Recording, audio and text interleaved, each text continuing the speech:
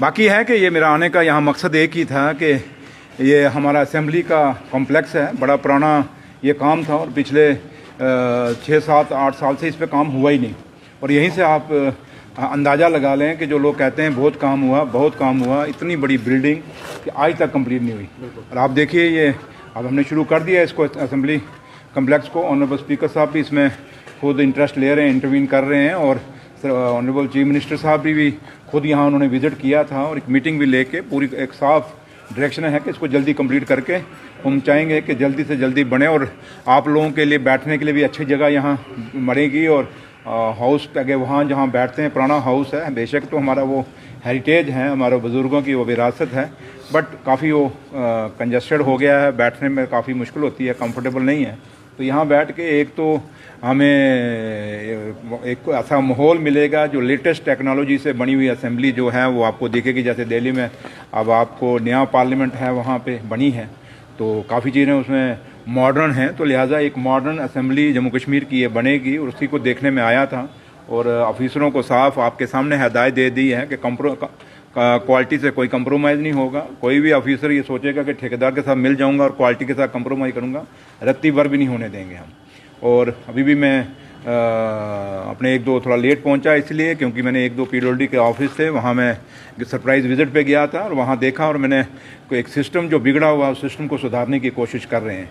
और PWD department एक बहुत बड़ा डिपार्टमेंट है और ये नहीं होगा कि काम शुरू करेंगे फिर उसको लटका के रखेंगे। कम से कम उमर अब्दुल्ला सरकार के दौर में ये चीज़ नहीं होने देंगे हम, ये अश्योर करते हैं आप सबको। तो लिहाजा यहाँ आने का मकसद यही था कि एक तो ऑफिसरों को भी अकाउंटेबिलिटी फिक्स करें और ठेकेदार ये मत सोचे कि मैंने ठेका दे लिया तो जम्मू कश्मीर की सरकार को खरीद लिया है।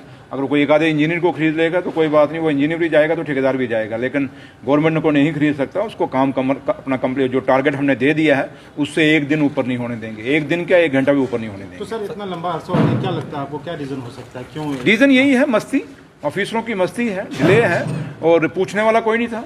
अब पूछने वाले आ गए हैं और आपके सामने पूछ के जा रहा हूँ और सख्ती से कह के जा रहा हूँ।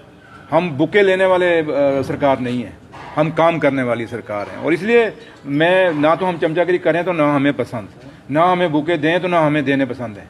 हम एक ही हैं कि वी मीन बिजनेस, और बिजनेस ये है कि काम करना है, और काम करना है तो इनको ऑन टोज पे होना पड़ेगा। और जो जिसने नई इंजीनियर ने करना घर में चला जाए, लिख के दे दे मुझे रिटायरमेंट दे दो तो रिटायरमेंट दे देंगे उसको। सर कितना वक्त दिया गया है, कब तक ये कंप्लीट? ये अगले साल अक्टूबर में आपको ये बिल्डिंग आपको कंप्लीट मिलेगी। जो हमने जो टारगेट दिया अपने बाहर ड्राइंग पड़ी होंगी, वहाँ लिखा हुआ सारा कुछ, तो लिहाजा अगले साल अक्टूबर में ये बिल्डिंग कंप्लीट होगी। और मेरे रब ने चाहा और आपकी दुआओं से और सब कुछ ठीक रहा तो जो 2028 का मेरे ख्याल बजट सेशन इसी के अंदर लगेगा। क्या उस समय स्टेट भी होगी?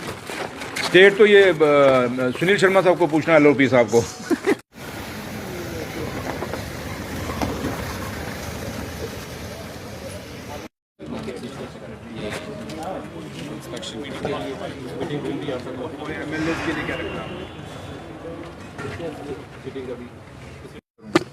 सर ये लोअर बेसमेंट है, में 4 व्हीलर पार्किंग है।